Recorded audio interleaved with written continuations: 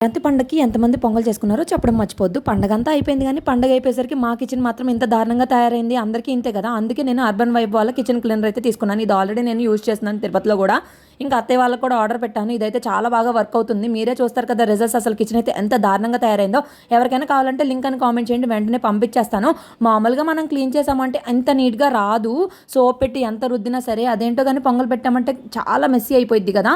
నేనైతే ఇక్కడ టైల్స్‌కి, ఫ్లోర్‌కి, స్టవ్‌కి, మిక్సీకి, చిమ్నీకి అన్నిటికి యూజ్ చేస్తున్నా.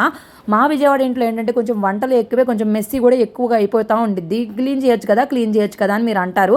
ఎంత క్లీన్ చేసినా కూడా ఇంతే. ఇంకా ఎప్పటికప్పుడు క్లీన్ చేసుకుంటూనే ఉంటాను. ఇదైతే నాకు చాలా బాగా తొందరగా ఏమంటారు, మంచి రిజల్ట్స్ వచ్చిన అనిపించింది. మీకే చూస్తున్నారు కదా ఎంత డైరెక్ట్గా మిక్సీ కానీ చిమ్మీలు కానీ తల మెలమెల మెరిసిపోతున్నాయి.